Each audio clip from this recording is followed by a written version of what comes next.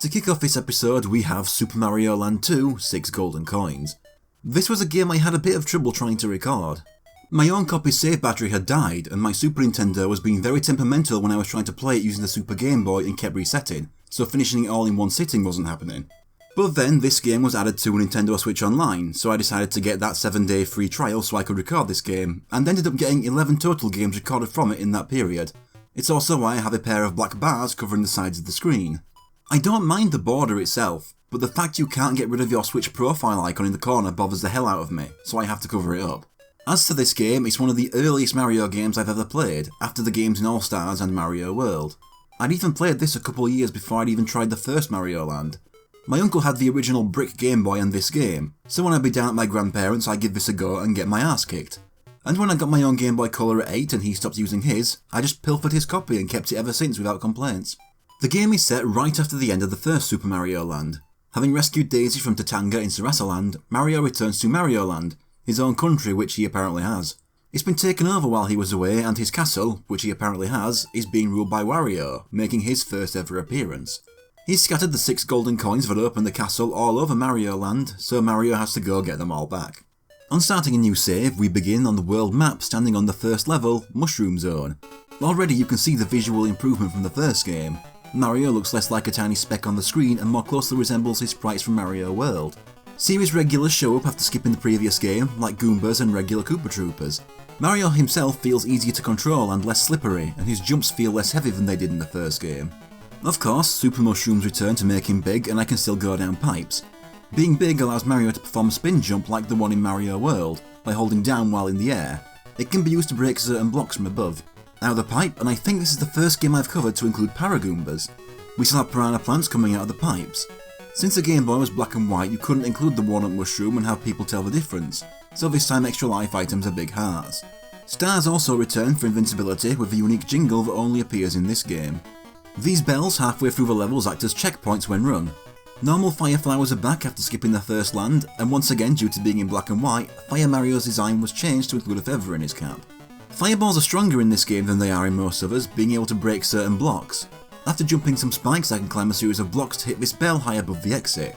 Doing this instead of just walking into the doorway puts you in a bonus game. In this case it's a crane game while items pass on the conveyor below. I get myself 3 lives and already have more than double what I started the game with. You can never replay that level after beating it by the way, I never got why. But I can do the worlds in any order I want. I decide to do them clockwise around the island, so I go left and enter Tree Zone. It's a huge tree, and the first level takes place at the base of its trunk. While this game features more series regulars, it does have its own large set of one-off enemies that can look weird coming back to them 30 years later. Instead of Monty Moles, bursting from the ground we have Ragamo, who have drill noses. We have the Bopping Toady, who hops around and tries to hit you with its tongue. There's a Spiky, little hedgehogs that curl up and try to spin into you. Then the Kyotombo, a dragonfly that simply tries to home in on you. A lot of these enemies didn't even get attempts at localising their names and were just left as portmanteaus of Japanese words, like how Kyotombo is just the words meaning staring blankly and dragonfly. Throughout this whole level I can constantly change between running above or under the tree's roots. You'll notice I get over 100 coins but no extra life. This is because coins are stored to be used to buy extra minigame attempts. Instead there's an enemy death counter that grants extra lives at 100.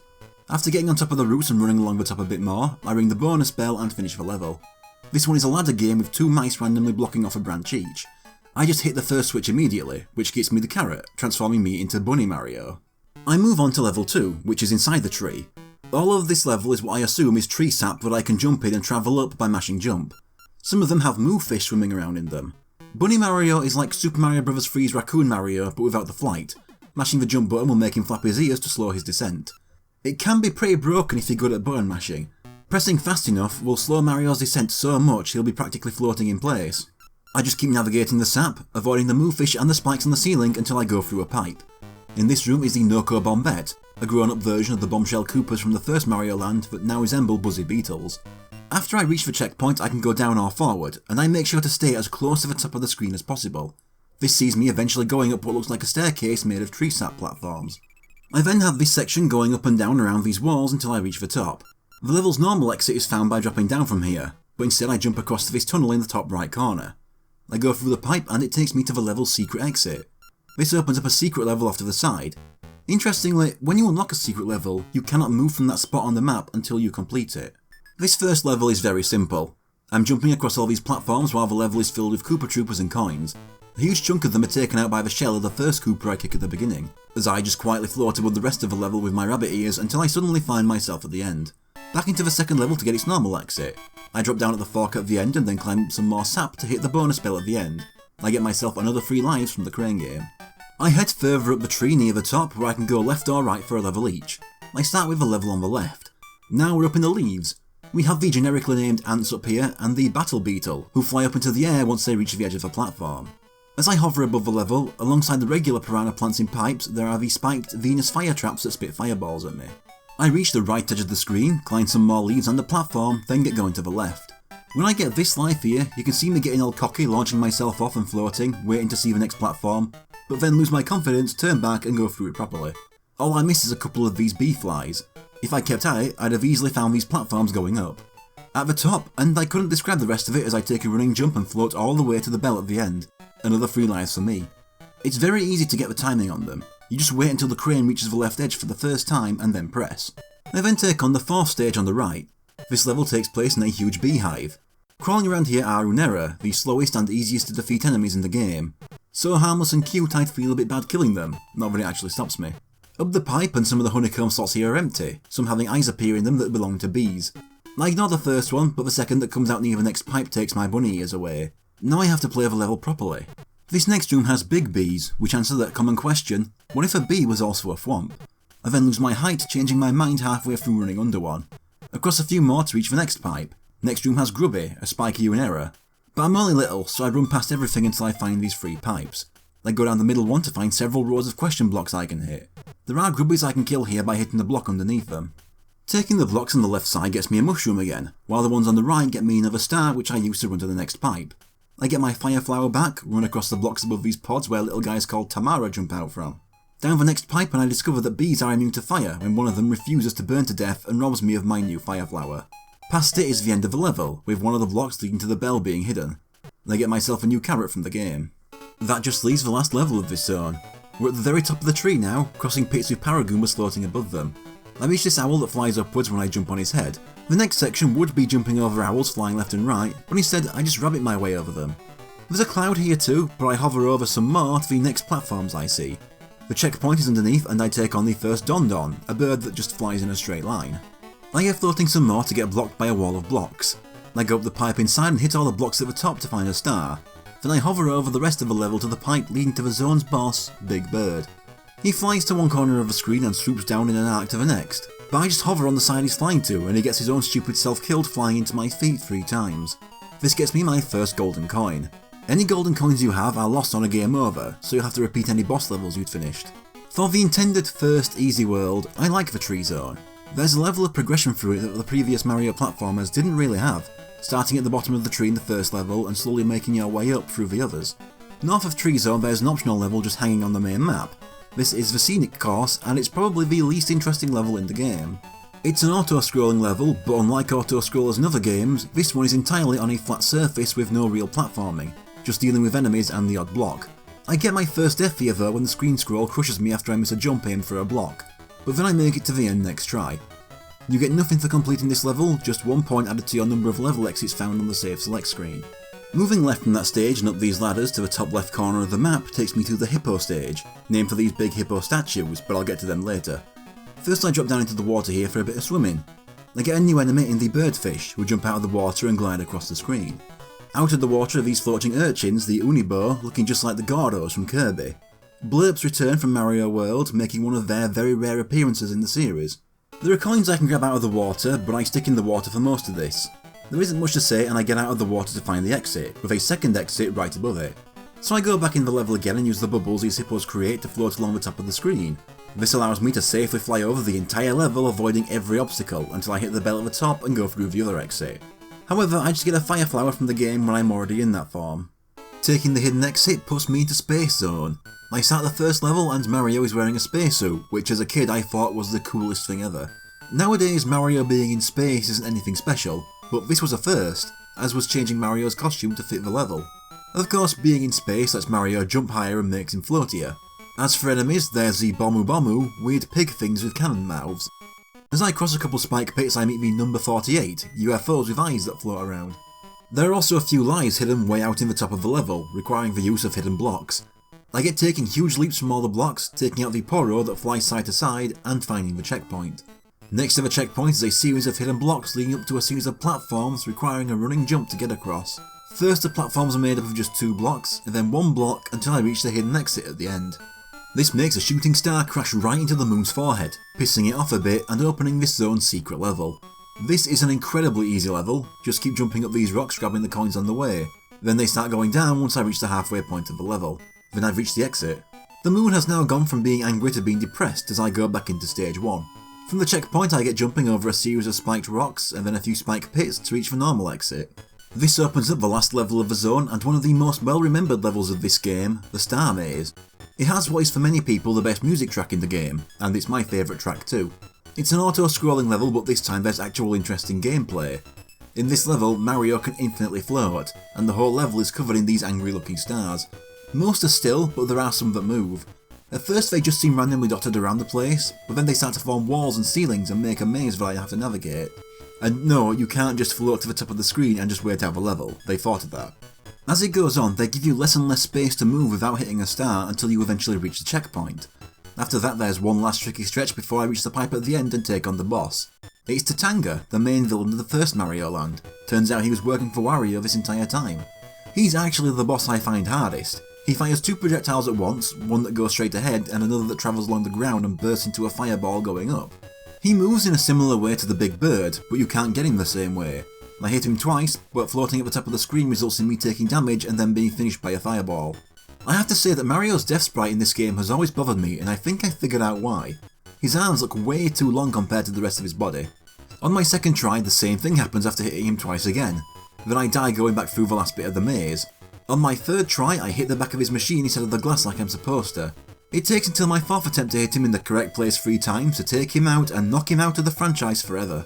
Space Zone is one of my favourites and I've pretty much already explained why just describing the levels. It's amazing how just changing a character's clothes could make a level so much more memorable back then. The next zone I take on is in the top middle of the map, Macro Zone. Mario is tiny in comparison to this massive house. This is where my earliest memories of this game come from. The first stage starts us out in the front garden. Along with regular ants we have Goronto, ants with spades who dig up and fling rocks at you. Down the pipe I can ride this platform along the water to get my mushroom back, but soon after I lose it to a Chikunto, an ant that grows spikes from its body. But right after it is a block with a carrot. Moving further on is Dokanto, an ant with a cannon grafted onto its head. From there I use my rabbit ears to float over a few pairs of ants, especially not daring to go near any Chikuntos. I reach a checkpoint and ride a platform to the next section, where I'm dropping down on platforms to go up some stairs to find hidden blocks leading to a blocked pipe requiring the fire flower to destroy. So I ride the platforms underneath to reach one. I go back and break open the blocks so I can go up the pipe where it's a short stroll to the secret exit. This puts a level up in the sky in front of the window to the attic, but this time I can actually move back to the previous level first. I get cocky in my replay however and take a blind jump that lands me in the water and kills me. Then I land on a Chikunto, but on my next attempt I make it back to that pipe and continue past it. Just a running jump and float to the bell above the exit. I'm grateful for another Crane game as it lets me get back the lives I lost to this level. Next I try that secret level. It's another auto-scroller, this time jumping across platforms above a bottomless pit. I don't really have much to say about this one, the rabbit at least makes it easier to avoid falling to my death. Halfway through there's a column of breakable blocks leading to coins that I can't reach as Bunny Mario can't do the spinning jump, can't have the form be too good. Then after that it's straight forward to the end. This takes me straight to the last level of the zone. But first I'm doing stage 2 at the front door. A few returning enemies in here. I do like how piranha plants are hanging out in the giant plant pots, but I decide to trivialise this screen and hover all the way to the pipe at the end. This puts me in water and to punish my cockiness, a Cheep Cheep instantly hits the carrot out of me. Joke's on him though because there's another in the very next block. What follows is jumping into the water and carefully swimming past the Cheep Cheeps, then jumping out to avoid the piranha plant and jumping back in. At one point there's a star on the way and while I'm flying through the enemies, the checkpoint. At the end is a pipe leading to a little more water before I'm out. At the end of this water I then do a long jump and float to hit the bell and finish the level. I end up having my bunny form overwritten by a fire flower. Stage 3 is actually inside the house now. Within seconds I'm getting my carrot back and floating over a chunk of a level until I reach this floor with arrows on it. Standing on these will push me in the direction they're pointing. Can be genuinely nerve-wracking having to run under a pipe with a piranha plant against the direction the floor is pushing me. Past that part is a pipe leading into the basement, where there are a load of horizontal pipes with Coopers walking on them. At the end is a star and a pipe leading up to the checkpoint. I have little fire pits to avoid and piranha plants before going into the actual fireplace and climbing up it to the top where the goal is, making sure to hit the bell. 3 more lives for me. Out the fireplace into the attic for this world's last level. I like the look of this one, all the huge books left lying around, big enough to act as different kind of platforms just based on how they were stacked. A life I get from a block gets stolen by a collector who tries to run off with it. Just landing on the life and taking it kills them. There's a conveyor under one set of platforms leading to a spiked wall that in my experience is very easy to jump into. I climb a few more books, take a jump and pick the perfect spot to start mashing jump, avoiding all the enemies and flying through the checkpoint. Then a few more conveyors between me and the pipe to the boss. This time the boss is the sewer rat, the first boss I ever beat as a kid. It will come out of the pipe and try to run into me with its spiky nose. It will then either go into another pipe and come back out, or run up onto the ceiling and drop down on me. Just got to jump on his back 3 times and that's half of the golden coins obtained. Macro Zone is another of my favourite zones. The giant level archetype has always been a memorable one in this series, and this one putting it in such a mundane setting and having the same sense of progression as Tree Zone really makes it stand out in this franchise's early days. From here I go right and through a pipe to find Pumpkin Zone in the top right corner, the one I always found hardest as a kid. Stage 1 starts us out in a graveyard as I go indoors to find the first masked ghoul in the game and go down this pipe. I next have to go down some stairs, avoiding some spiked balls moving up and down their chains, then run under a few more, losing my carrot to a masked ghoul placed at the end, but I get another one soon after. I go up the first pipe I come across to end up back outside where I find the game's first boo. There are blocks constantly appearing and disappearing in the darkness. All I get from climbing them is an extra life before I drop down and go through the pipe on the other end, which places me right into the checkpoint. I run across under the spiked ceiling, avoiding those loose spikes dropping from above. Then it's going over some pipes and up some stairs, avoiding both piranha plants and the spiked balls. I jump over the game's first Korokura and land on the bell above the exit. 3 more lives. I refuse to game over and have to repeat all the boss levels again. Stage 2 has me in another graveyard and right away I lose my power up to the Karakara that flies right in front of me. I then pass by a few piranha plant pipes and go down the first pipe that doesn't contain one. It drops me right into a blurb that takes my mushroom seconds before I knock a new one out of an invisible block. So I leave having not really gained anything. After the pipes there's a couple new enemies. There's the floating fireball boy and the Kyororo who charge at Mario once he's in their sight. I hit the checkpoint and go down the pipe after it. It drops me in some water where I have to avoid a couple blurbs and swim to the next pipe leading out. It puts me in a small maze of pipes with a couple boos to avoid, one of which taking my mushroom as I work my way up to the pipe at the top. It puts me on top of some blocks I can no longer break, but at the bottom I can at least grab another carrot. Getting out of the water I knock a star out of the block, but can't reach it from here. I jump over the first pool of water, but then sink down to the bottom of the second. Down here is a narrow tunnel with blurps and falling spikes to avoid. At the end is a pipe covered by blocks I need to spin jump through, and then going down it leads to a hidden exit. This time the path leads back out onto the main map where the hidden levels are, and it finally explained to me how to reach these 2 levels outside of Pumpkin Zone. As a kid I could never work it out as I was always looking for a way to reach them through the main map. Like the other secret levels, this is a very simple one. It gives me a carrot to start with and lets me float through several rows of coins only separated by a Paragoomba. Then at the far end of the level is a star to get lives from a row of regular Goombas on the ground before I reach the exit. Back into stage 2 and at the pools I get on top of this roof and take a running jump to float to the bell above the proper exit. Another life for me. On to stage 3 now and I'm inside a haunted house. We have ghost Goombas here and they really missed a trick not naming them Goomboo. I go through one of these pipes here to max out my coin counter at 999. Since I have no reason to hit any more blocks right now, I just get speeding through the level. I pass by disappearing blocks, get around some boos, then float across the entire next platforming segment to reach a checkpoint. Next is fading blocks above the row of spikes, and then through the next doorway, I jump and float across this huge gap to find a tunnel leading to a second hidden exit. To make up for the next zone not having a secret level, this zone has 2. This is the first one that provides an actual challenge, or it would if I didn't have the rabbit form. All the Koopas and Goombas I just float right over without giving them any attention, only stopping to grab the extra life in front of the exit. Back to stage 3 and at the final section I initially jumped over, I instead drop down the platforms, losing my carrot to a boo on the way. I then jump up some blocks to the final bell and get myself 3 more lives. And that just leaves the last level of the world, inside a witch's mansion. First enemy here is a Piku, a giant leech hopping around randomly. Past it I have a cauldron to run under and then some spiked balls to get past. I run into more cauldrons, but these ones I have to jump on as they now have fires below them. I get another carrot and jump across to the checkpoint. My carrot doesn't last long though, as a jumping broomstick hits me. Past the next 2 spiked balls is a few giant potion shelves to run through. and in the next room is a series of pipes all leading to a single shared room below. Going up the other pipes traps me in with them, as most of them have hidden blocks above them. Those blocks contain a money bag that's useless to me since I have max coins, and a fire flower. Then past that section is the pipe to the boss, the witch. She appears and disappears at different sides of the screen throwing fireballs at me. There are 3 cauldrons on this screen and one will have its lid shoot up towards a spiked ceiling.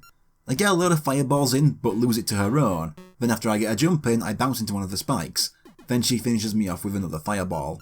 On my second try we both trade hits the first 2 times, then for the third hit I'm just a little bit more patient, dodging the fireball and taking her out. Pumpkin Zone's okay. I don't like it as much as the previous 3 zones or the next one, but it's not my least favourite zone either.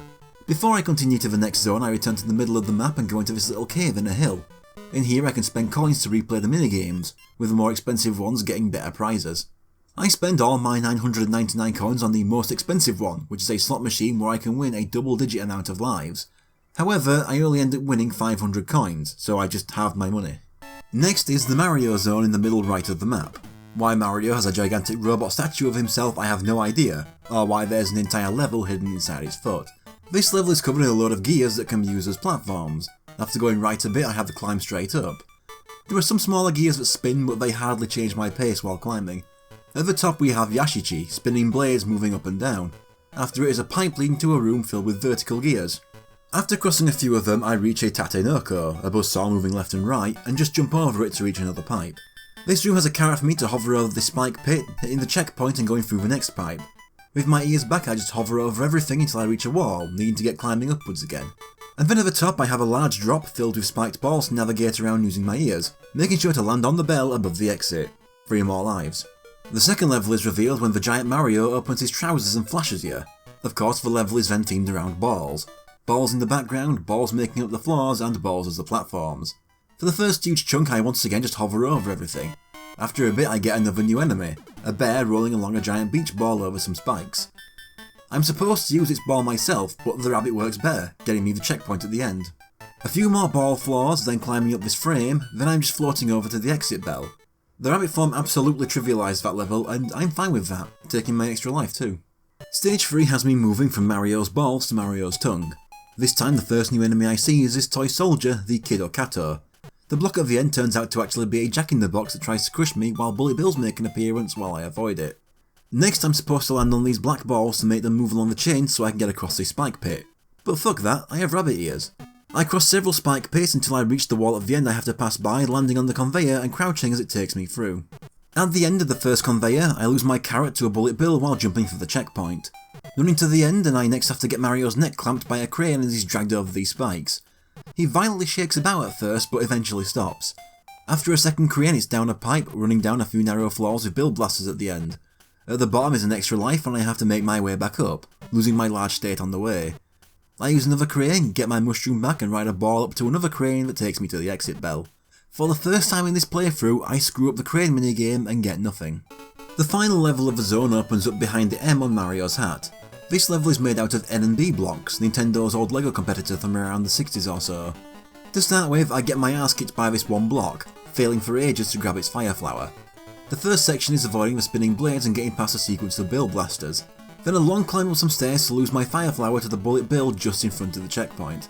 Then come the platforms with what look like grinders from Mario World moving along them. But they're not grinders, they're Wakiri. Don't you dare make that mistake. Grinders are a recurring obstacle, while these imitations couldn't even get their name localised or make it out of this game. Also, one of them took the new fire flower I got while going for a money bag. After a few more of them is the pipe to the boss, the 3 little pigs. First comes the pig in the straw house. He rolls along the floor, getting faster after each hit until he's defeated on the third. Then comes the pig from the wooden house. He jumps around the screen, also getting faster after each hit, taking my mushroom before I finish him. Then the pig in the brick house who jumps higher than the previous pig. I get the first 2 hits in but panic and jump too early for the third, getting myself killed. But I take him out the next time. I really like Mario Zone, it's in my top 3 with Space Zone and Macro Zone. It's just the absolute absurdity of it, and I'd love to see a modern Mario game do a take on the idea of exploring a giant Mario robot. Just one zone left now in the bottom right corner of the map, letting myself get eaten by this giant turtle to enter Turtle Zone.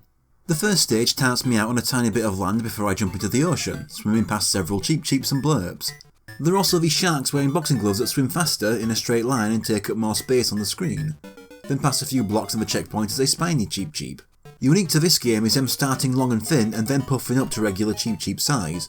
There's a slightly tricky bit having to swim through small gaps in these walls while avoiding touching Cheep Cheeps, and after that is one of the easy to reach bells above the exit. I'm back to winning my 3 extra lives after last time's screw up. Stage 2 has me passing by a sleeping whale and entering a submarine. Down in the water is a Honeybon. Now it may look and behave exactly like series regular Fishbone, but they are in fact completely different beings. Sharks are still here too as I go right and drop to the bottom, starting to swim up when I spot the level's first Bill Blaster. This gets me out of the water and this time I go left through a small gap that requires me to be small. It leads to a pipe to a tunnel where blades are lowering and rising from the ceiling and I have to avoid Unibos. I do well, but get killed by a Honeybon. Next time the blade kills me. On my third try I get past them all to reach the final hidden exit in the game. I leave the submarine and end up back on land for one last secret level in the far bottom right corner of the main map. I jump across a couple spike pits to get a mushroom and get smashing some blocks. First there's a W made of blocks I can turn into an M by smashing the ones there and hitting the hidden blocks. The rest of the level has Ario spelled out in coins and plenty of power-ups. I choose to end the level with the usual rabbit farm. Back to stage 2 and right at the fork after leaving the water. This leads to me dropping down to the bottom again, where I avoid a couple Bill Blasters, get out of the water and get climbing again to reach the checkpoint and go through a pipe. I then go right through another pipe, drop to the bottom in the next room and then go through the pipe in the bottom right corner. This gets me a money bag as I go left through another pipe, then up through the next and down again through the one next to that. I avoid an Unibo, go right through one more pipe, through one last tunnel, but then lose my carrot climbing the platforms to the final bonus spell in the game. 3 more lives one more time. That leaves the last level of the zone, taking place inside the giant whale. Past the bones we have an Aqua Goomba, just a Goomba in a diving helmet. After that is some kind of membrane I can float in like the tree sap in Tree Zone. I also get my carrot back here. A tunnel with some spikes and more of everything at once to reach a checkpoint. I float across a few platforms made of blocks and lose my form to a Koopa shell I kick, failing to avoid it when it turns back around. But it's okay, as in the next bit of water I get myself a fire flower. I swim all the way to the end and reach the pipe leading to the zone's boss, the octopus. He spits out little octopi that absorb my fireballs and take my form from me, so I just get to jumping on the octopus's head, taking more damage but winning in the end. This zone is fine, but it is my least favourite in the game. But I guess the water world being the least favourite isn't that shocking. It's just one I'm never excited about going back to when I choose to play this game. But that's all 6 golden coins obtained and the door to Mario's castle opened, so now I can go there in the middle of the map. Now this is a hard level and I'm not sure I ever beat it on the normal difficulty before this, maybe only on the easy difficulty. We have Furizo and Furiko, huge spiked balls floating in an arc. We have Piranha Plant statues spitting out fireballs. I lose my new mushroom trying to build up speed to jump the huge statue. Then a few more statues and spiked balls to get past to reach the first pipe. I have a couple floors to climb up while avoiding fire from the statue, getting a mushroom at the top before I go left through the pipe. Here there are small spinning platforms I have to use to cross the lava below. That includes crouching below walls and climbing over platforms while they still move. I get my first death here as I fail to land on one in time and fall in the lava. On my second try I get past them and reach the next pipe at the end. I try to jump over the tile that activates the rapid smashing Wario fists, but fail and set them off. I just barely get the timing right, but stop too early and set off the next one. This time I lose my mushroom, but avoid setting off the third. Next are skull platforms over lava that crumble soon after you land on them. I jump too early and fall in the lava. Third try and I get through the first few easy enough, but then jump too far, miss the platform and die again. Another death later and I'm back and make it across the next pipe. More climbing upwards and I get myself a fire flower in front of the next pipe. This room has the final platforming challenge in the game, jumping across falling platforms above lava, but not jumping too high as the ceiling is spiked. There are 3 lots of these and I make it through to the next pipe. In here I lose my fire flower to the first falling spike column, but I'm ready for the others and I make it through to the next pipe. In here I have to take on a floating Wario face bouncing around the room. One spin jump takes it out easy. Through a pipe and now there's 2. Gotta be careful you don't crash into one jumping on the other, but I get it without being hit. 2 more in the next room. I get cocky taking out the first, try bouncing from it to the second, but it takes my mushroom.